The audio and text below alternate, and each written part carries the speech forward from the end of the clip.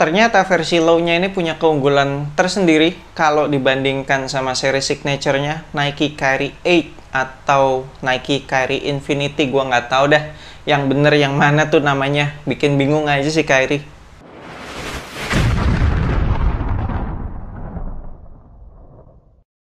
What's good abas di seluruh Indonesia, balik lagi sama gue Fredly Brainwash di Anak Basket Channel. Di video kali ini gue mau ngebahas performance review sepatu basket Nike Kyrie Low 5. Kita mulai dari traction. Tractionnya kalau untuk di lapangan indoor bekerja dengan perfect. Sama sekali nggak ada slip-slip. Semua manuver gue tercover dengan baik.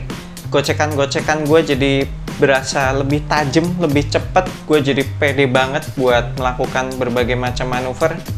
Lateral movement, linear movement, spin move, semuanya tercover dengan perfect. Sedangkan kalau untuk di lapangan outdoor ada sedikit penurunan, tapi bener-bener nggak signifikan, nggak yang sampai mengganggu pergerakan kita.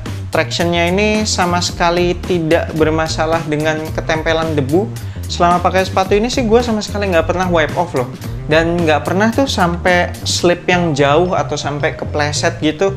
Aman-aman aja, paling slip juga slip-slip dikit banget. Dan gue tetap bisa ngelanjutin pergerakan gue sampai finishing. Nah, kinerja traction di lapangan outdoor ini merupakan salah satu keunggulan Nike Kyrie Low 5 ini kalau dibandingkan sama seri signature-nya. Karena gue inget banget waktu gue pakai seri signature-nya di lapangan outdoor, itu juga nggak sampai kepleset sih, tapi slip-slipnya cukup banyak. Jadi meskipun slip-slip dikit-dikit, tapi cukup sering gitu loh, bikin kaki capek. Jadi bisa gue simpulkan, kinerja traction Nike Kyrie Low 5 ini di lapangan outdoor lebih bagus daripada Nike Kyrie 8 atau Kyrie Infinity itulah. Tapi sayangnya untuk durability outsole-nya, gue sih tidak menyarankan kalau abas kalian pengen pakai sepatu ini buat tempur di lapangan outdoor. Karena ini pun setelah beberapa kali pemakaian di indoor maupun di outdoor, kalau gue dorong-dorong traction pattern-nya tuh jadi lunak-lunak banget. Parah sih, waktu masih baru aja kan udah lunak tuh di video initial review, abas kalian bisa lihat. Dan ini setelah dipakai makin lunak-lunak lagi. Meskipun untuk saat ini belum kelihatan ada traction pattern yang terkikis sampai botak gitu ya. Tapi gue yakin kalau gue pakai sepatu ini di lapangan outdoor beberapa belas kali lagi aja, itu pasti udah mulai ada traction pattern yang botak tuh. Padahal ini udah label XDR loh. Gimana kalau nggak label XDR ya? Mungkin umur pakainya singkat banget kalau di lapangan outdoor. Kemudian untuk bahan rubber outsole-nya termasuk yang squeaky. Heel to toe transition-nya super smooth, ya iyalah ya, sepatunya Kyrie nggak pernah ada sih yang heel to toe transition-nya yang nggak smooth. Bagian heel-nya dibikin rounded, bagian toe-nya dibikin rounded, di tengah-tengahnya juga ada outsole yang di cut out sehingga menjadikan outsole-nya ini semi-semi decoupled lah. Dan kalau udah decoupled outsole, secara heel to toe transition-nya juga pastinya jadi lebih smooth. Dan bobot sepatunya pun juga jadi lebih ringan. Dan ciri khas sepatu-sepatunya Kyrie itu biasanya kanan kirinya pun juga dibikin agak rounded. Dengan bentuk outsole yang dibikin rounded di segala sisi ini, mendukung pergerakan lateral maupun linear abas kalian jadi lebih lincah. Beralih ke cushion, di part ini sih gue berasa seri signature-nya lebih enak. Karena kalau seri signature-nya itu kan ada zoom unit di bagian heel, terus ada zoom strobel di bagian forefoot, gede banget. Jadinya feels-nya si Nike Kyrie signature-nya itu tuh lebih bouncy. Sedangkan kalau di Nike Kyrie Low 5 ini, feels-nya tuh lebih ke soft. Karena kan ini di bagian heel-nya nggak ada zoom unit nih, cuma full length cushion. Terus di bagian forefoot-nya itu ada zoom unit tapi kecil, kayak rectangle zoom unit gitulah. Jadi kalau dibandingin sama seri signature-nya, Nike Kyrie Low 5 ini kalah bouncy, tapi lebih soft. Meskipun begitu, cushion Nike Kyrie Low 5 ini tetap menawarkan impact protection yang bagus. Selama pakai sepatu ini, dengkul ataupun tumit gue sih sama sekali nggak pernah nyut-nyutan sih, enak-enak aja. Cushioningnya juga masih termasuk dalam kategori yang responsif, court feel-nya juga masih dapet banget, jadi dipakai untuk melakukan berbagai manuver tuh enak banget nih, cushioningnya mendukung banget. Next untuk materialnya, gue sih nggak suka ya sama material upper sepatu ini, berasa cheap banget gitu. Bahan meshnya tuh dibikin plastiki gitu.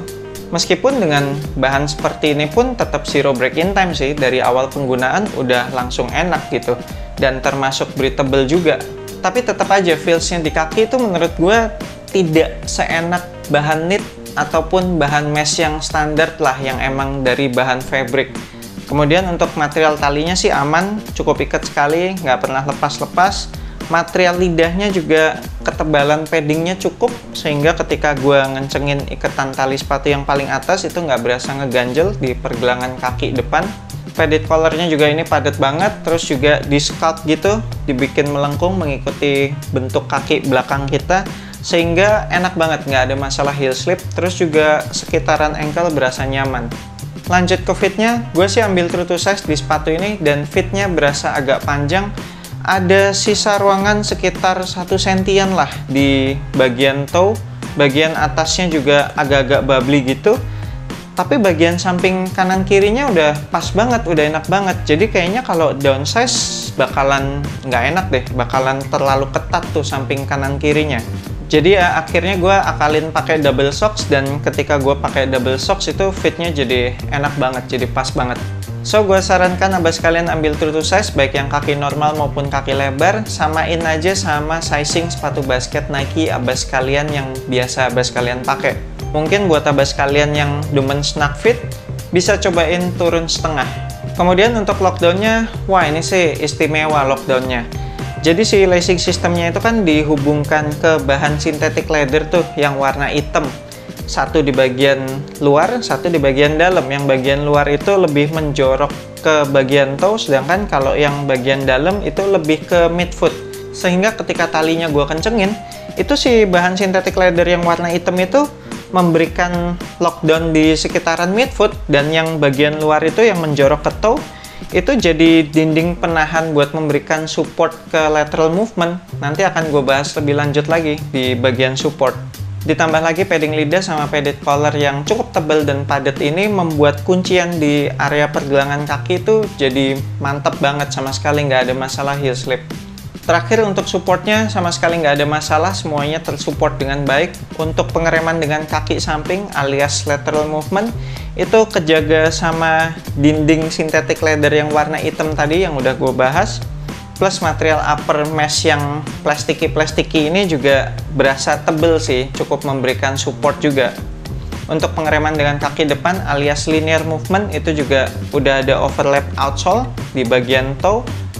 Upper mesh yang plastiki ini sekali lagi juga cukup tebel, cukup memberikan support. Untuk bagian belakangnya ada internal TPU heel counter, ketinggian, lebarnya, kerasnya semuanya perfect sih kalau Nike mah.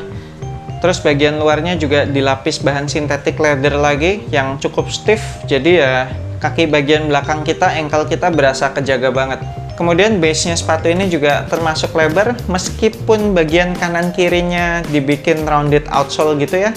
Tapi untungnya cukup lebar sih, gue merasa masih tetap stabil sepatu ini.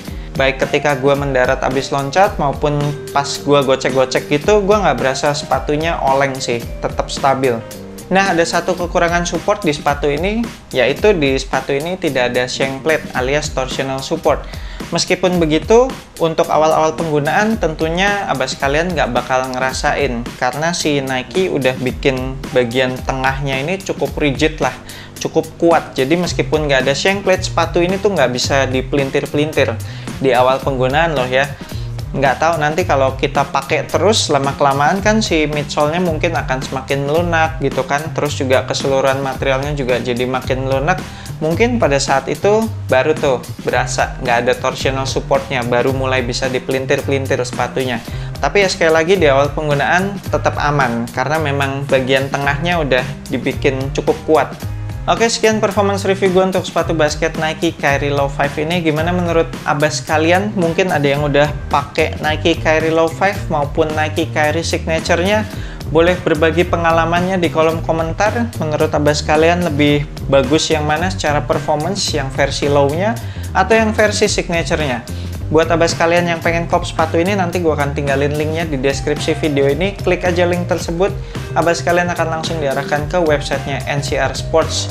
Jangan lupa masukin kode voucher asupan basket pada saat akan check out supaya abas kalian dapat free ongkir. Thank you banget udah nonton video ini. Jangan lupa support gue terus dengan subscribe ke YouTube Anak Basket Channel. Buat yang belum subscribe, terus juga like and share video ini. I'm Ferdy Brainwash, sampai jumpa di video berikutnya. Semoga asupan basket Anda minggu ini cukup.